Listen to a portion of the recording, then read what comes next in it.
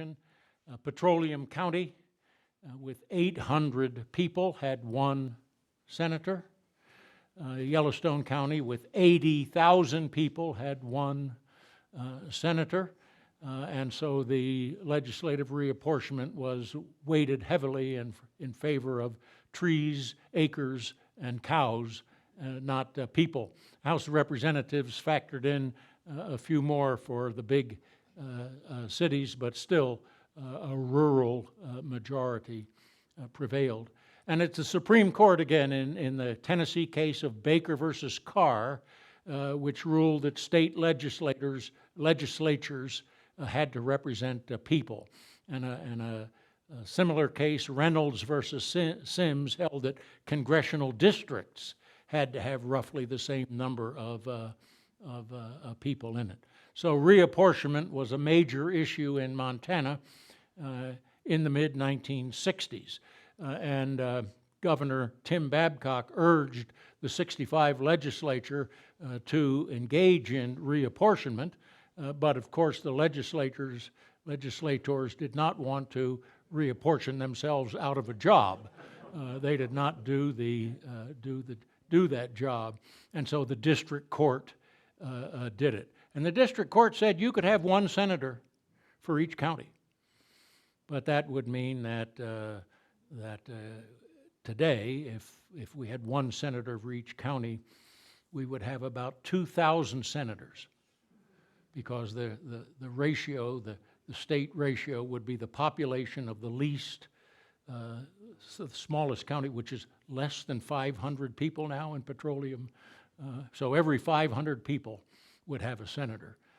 And now we have a population of over 1 million, so you can do the math. You're talking the House or the Senate? The Senate, with one senator per county. It's in 1789, James Madison ran 12 different amendments out of the second session of the first U.S. Congress, and 10 of those were ratified. That's the Bill of Rights. 2 of them kept circulating. And when I was in the legislature in the 1980s, I had the honor of voting for one of the amendments that James Madison had proposed back in 1789. Do you know which one that is? It passed. It's now part of the Constitution. It's an amendment which says that Congress cannot raise its own pay. It can raise the pay, but only applies to the next Congress. But since most congressmen get reelected, they're better. And the other amendment, which has been circulating ever since 1789, and came within one state of being ratified early on, but I don't think will ever be ratified now, stipulates that there should be one representative for every 60,000 people.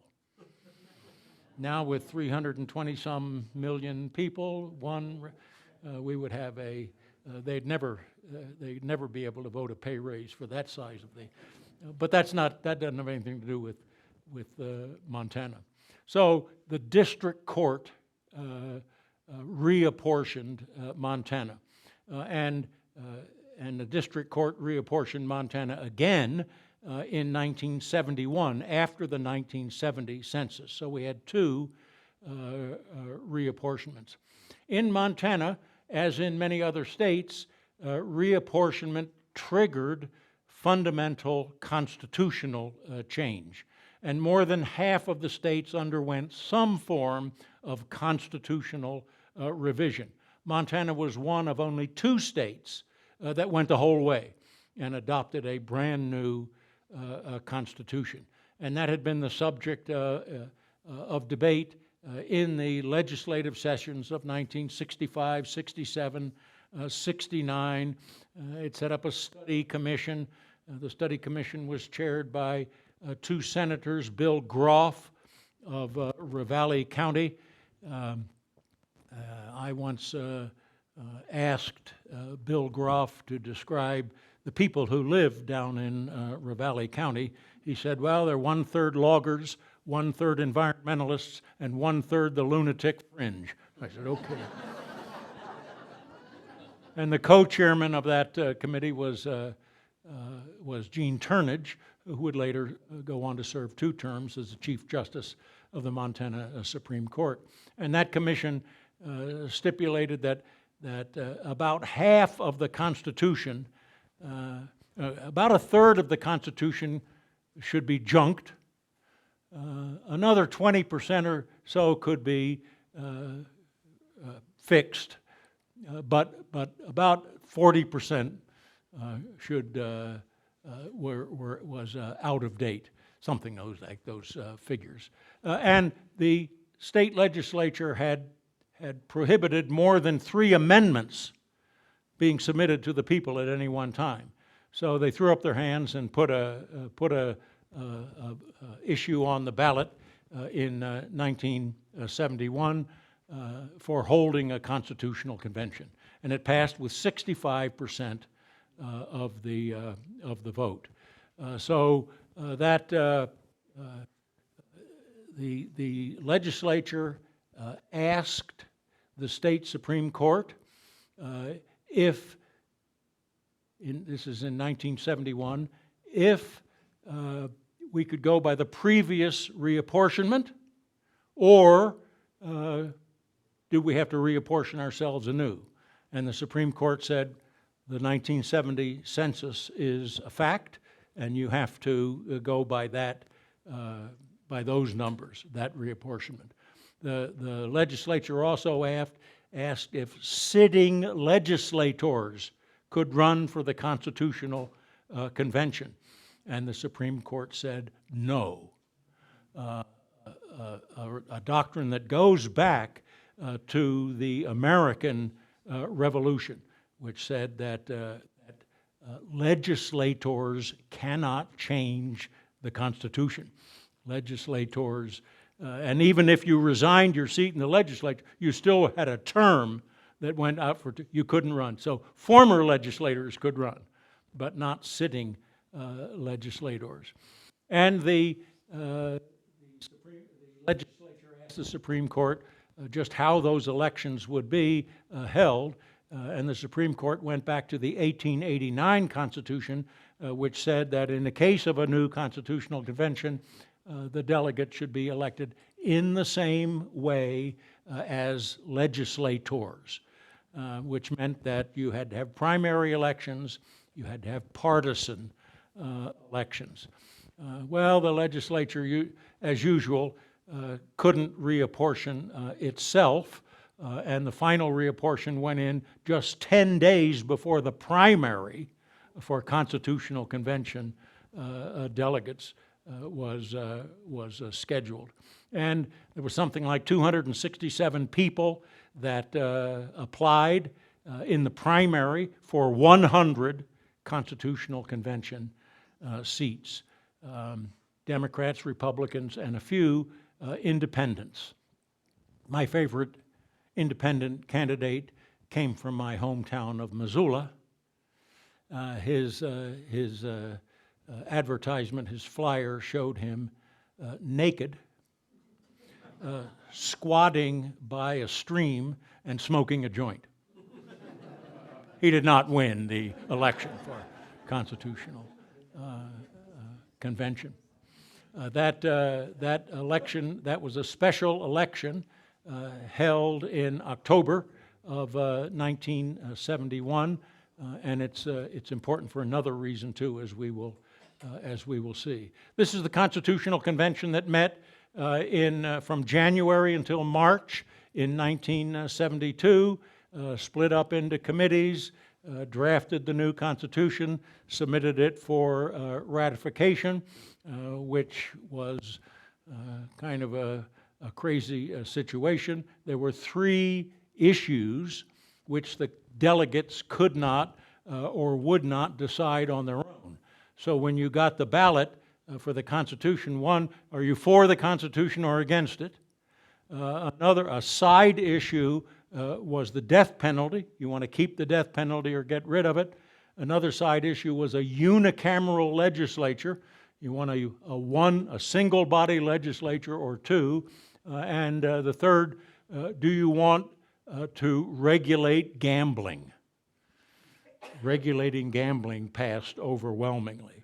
The Constitution passed with a razor-thin majority of 1/2% of the vote. The people who voted for the regulation of gambling, like in Silver Bow County voted against the Constitution, only 49% for the Constitution, but overwhelmingly in favor of gambling, over 70% in favor of gambling, when you couldn't have gambling unless you had the new Constitution. But logic has never been the strong suit in Butte, America. And Butte voted against the Constitution, but one of the strongest counties in favor of the Constitution was Deer Lodge County, Anaconda, right next door, with over 70% in favor of the. I've never been able to figure that one out either. Somehow the Secretary of State, Frank Murray, figured that more people had voted on these side issues than on the main issue, and it didn't get a majority, but the governor signed a proclamation. And when Secretary of State Murray said he hadn't witnessed the signature, the governor marched into his office and signed it again in front of him. The case ended up in the Supreme Court, which only had 5 members at the time, and it passed by a vote of 3-2. So by a single vote, the Constitution was ratified. It's still somehow a matter of controversy. A guy named Rob Natelson, a conservative who used to be in the UM law school but is now down in Colorado, just had a op-ed piece in recent weeks saying that the Constitution was not properly ratified. But he simply raised all the issues that had been raised back in 1972 and were resolved by the governor and the Supreme Court. The Constitution only passed in 12 counties, 12 out of 56 counties. But they were the counties with the biggest cities, the largest populations in the state. Those 12 counties had 55% of the people in Montana. And the smaller the county, the less likely it was to vote for the Constitution. So it's kind of an urban document. I think urban voters like the notion that there were single-member districts for the first time. You're not voting at large, 12 representatives in Missoula County or something like that. You got single-member districts. They possibly liked the notion that the legislature was going to meet annually for 60 days every year. That was the first amendment to the Constitution. They got rid of that. But the legislature did meet annually in 73, 74, and 75.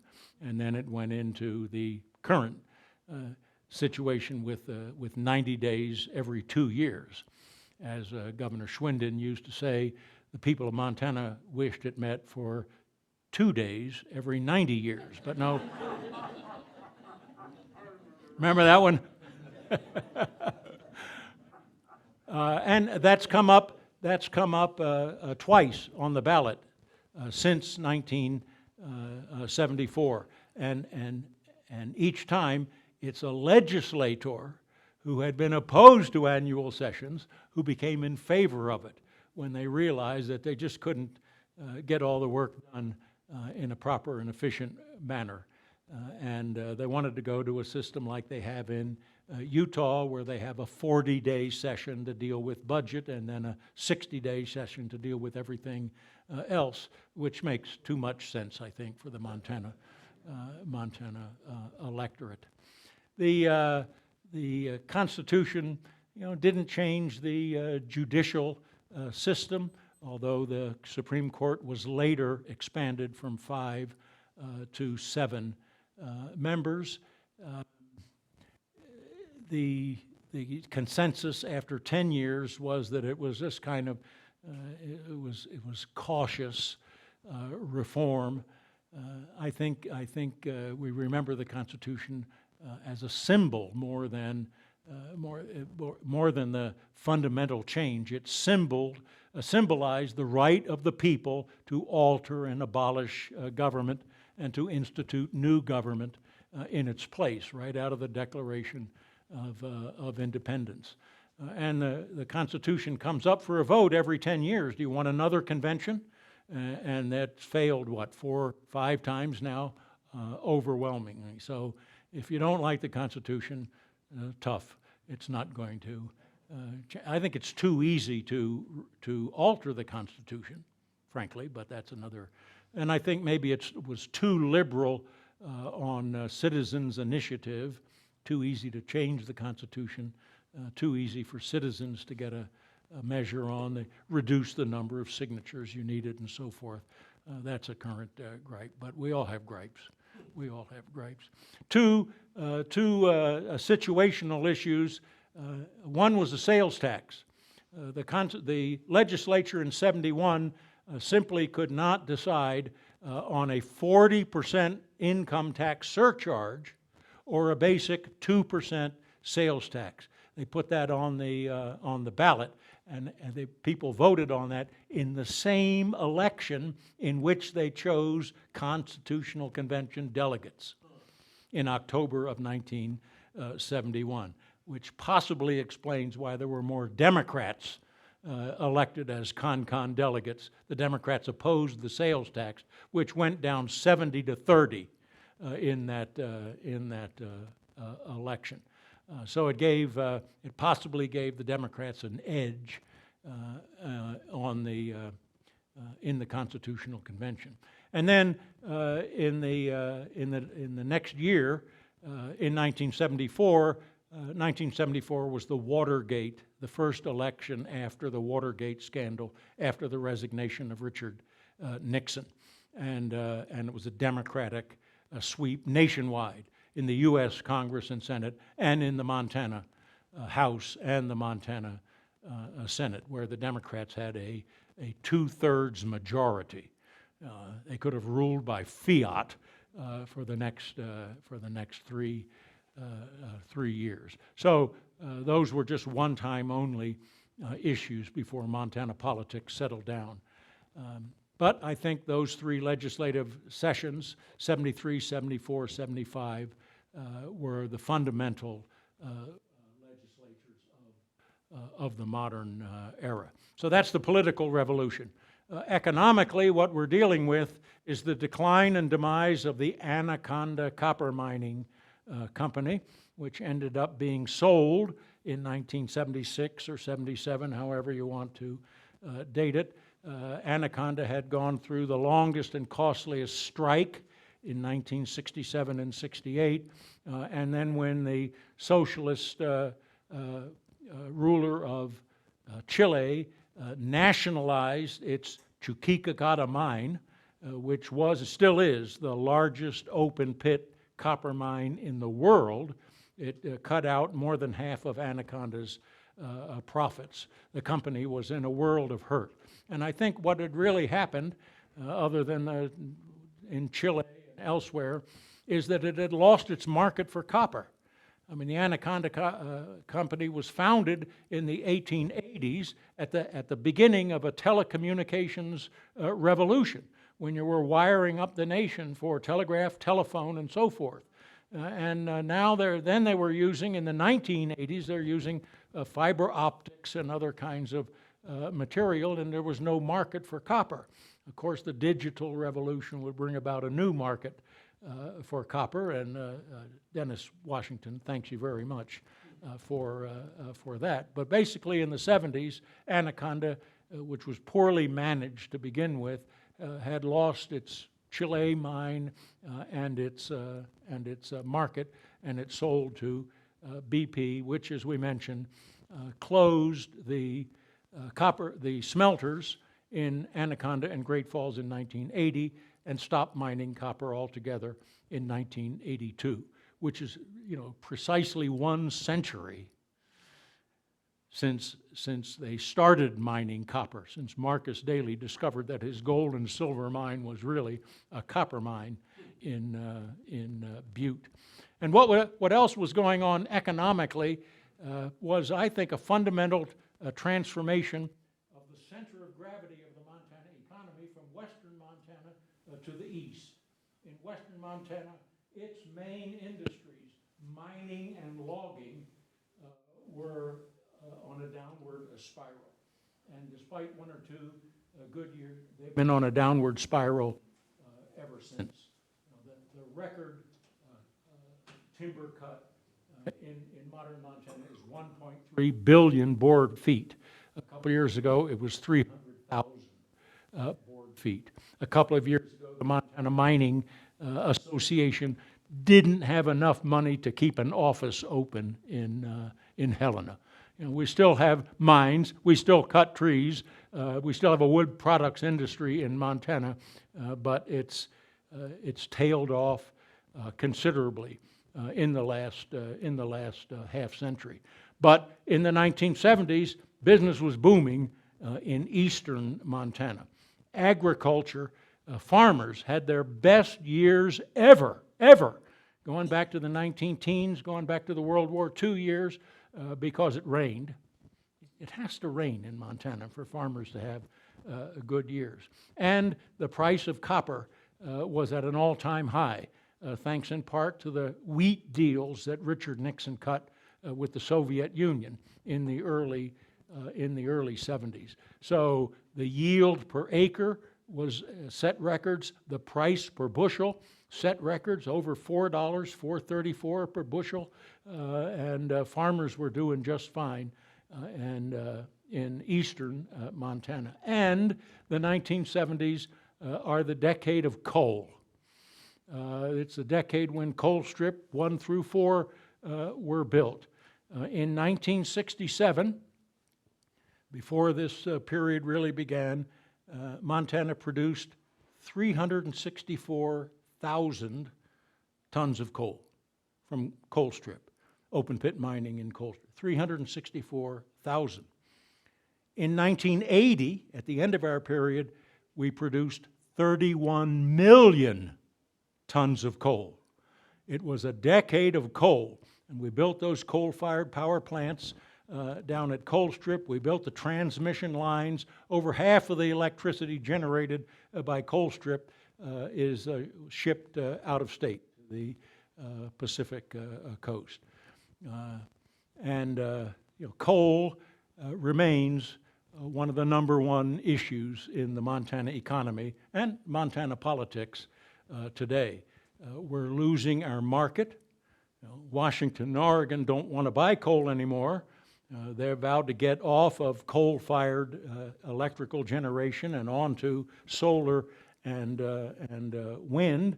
And the plants at Coal Strip are aged and outdated.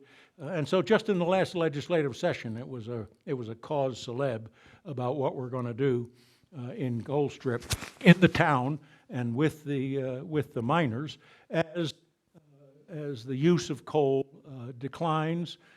Nobody will mention climate change in Montana, but it's out there, and so coal will remain, I think, over the next 5 legislative sessions, over the next 10 years, could arguably be one of the top issues in Montana politics. So that I think is what I call the economic revolution, the decline and disappearance of the Anaconda copper mining company and the rise of a coal industry in eastern Montana.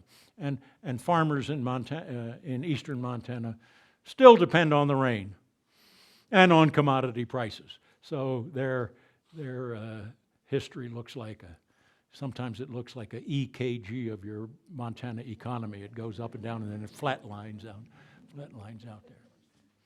And the third component of what I call the triple revolution is environmental. Again, it was Richard Nixon who signed into law the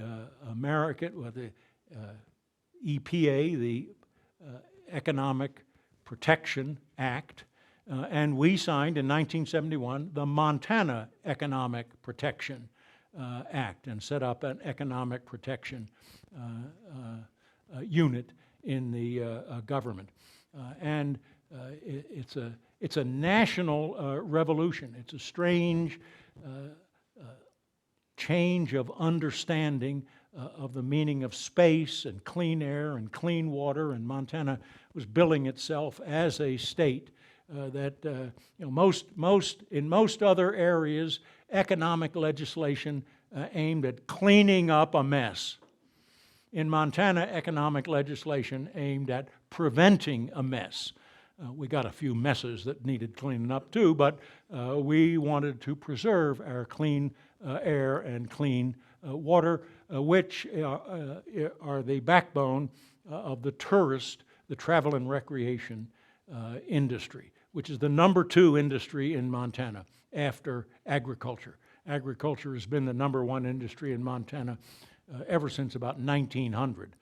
But the travel and recreation industry, up until 1987, Montana was one of the few states in the nation that didn't even have a bed tax, a lodging tax, which was devoted to promoting a travel and recreation industry.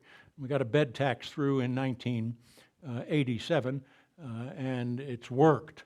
We get 12 million visitors in Montana a year. And if we could figure out a way to charge a sales tax only on non-Montanans, where we'd be in business. But in the 1970s, the number 1 issue was the coal severance tax. Coal was booming, 364,000 tons to 31 million tons by 1980. And a severance tax is based not on the amount that is produced, but on the value of what is produced. And we already had severance taxes on oil and gas. And because OPEC put its first, slapped its first quota on American exports to America in 1971, the value of oil and gas increased in the 1970s with existing severance taxes that just rolled all kinds of money into the state. State was doing very well, thank you, in the 1970s. I even got a raise in that decade. And so the big argument was whether we should put a severance tax on coal. And the coal industry just wanted a tax based on the amount, a nickel a ton. And others were arguing for a much higher rate. And the governor called in the executives of the coal industry in the mid-70s and said, I'm for an 11% coal severance tax. And you better take that or you're going to get something worse. And if you don't take it, I'm going to sign whatever comes out of the legislature. Well, the coal industry didn't take an 11% coal severance tax. They wanted a nickel a ton. What came out of the legislature? 30%. 30% coal severance tax, which the governor then called the most important act passed by the Montana legislature in this century.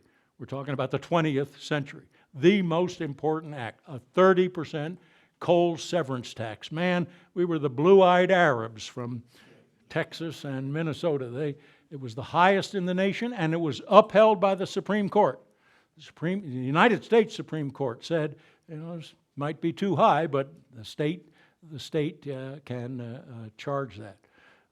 And that was in 75. And in 76, the Coal Severance Tax Trust Fund was established, with 50% of the coal tax going into that fund. And the fund can only be tapped by a vote of 3/4 of each house of the state legislature. And it has never been tapped. It has never been tapped. I mean, we use that money. We got over $1 billion. What a piggy bank. in the coal tax trust fund. $1,074,000. And we use it, I mean, it gives us a great credit rating.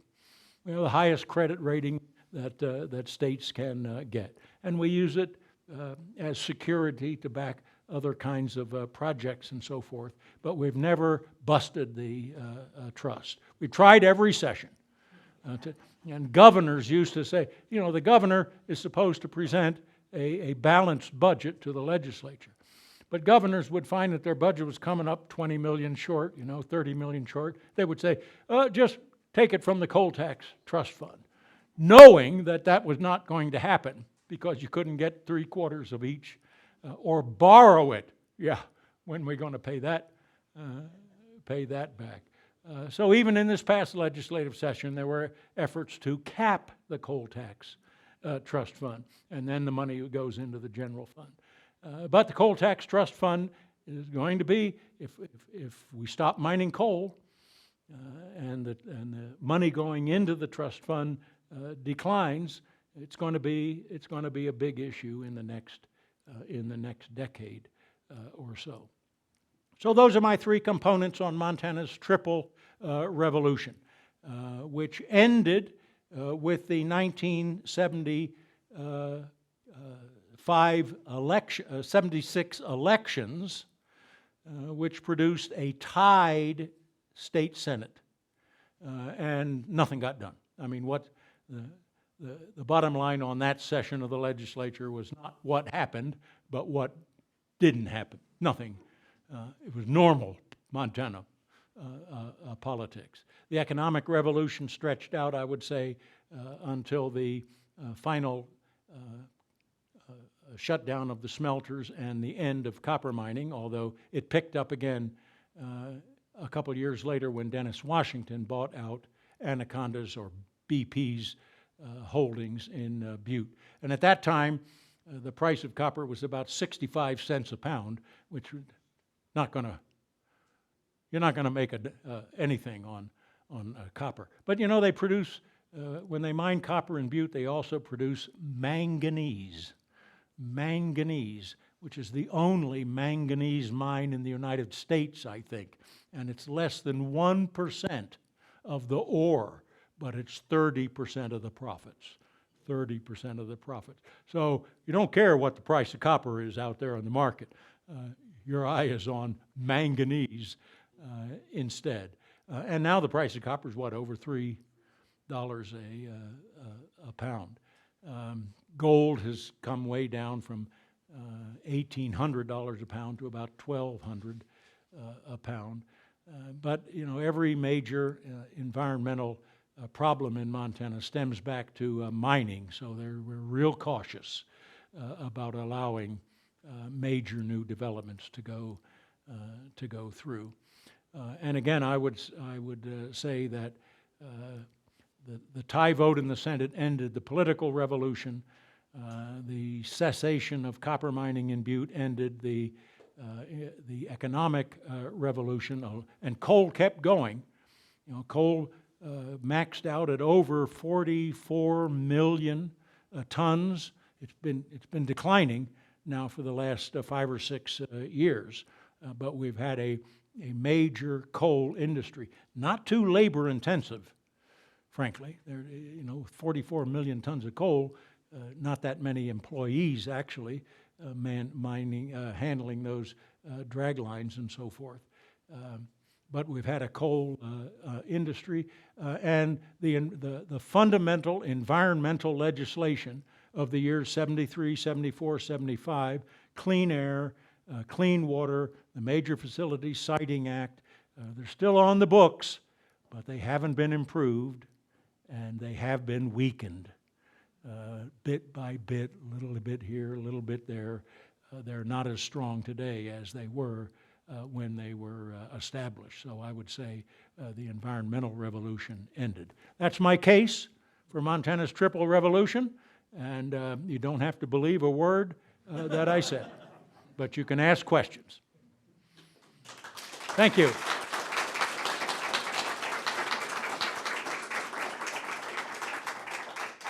Yes, ma'am.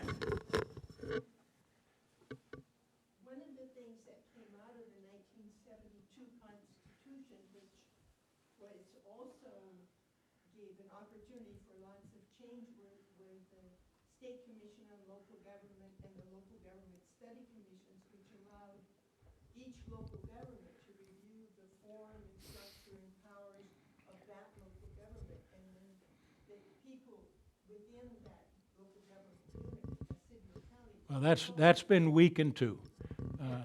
I mean, immediately only 2 counties consolidated. Silver Bow County, Butte doesn't exist, and Deer Lodge County, Anaconda.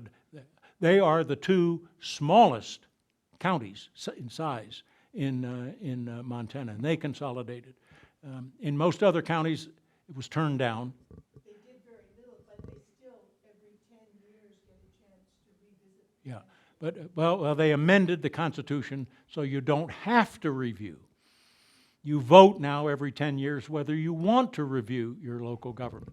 And if you don't want to, sometimes it passes in a few places, but most people don't want to.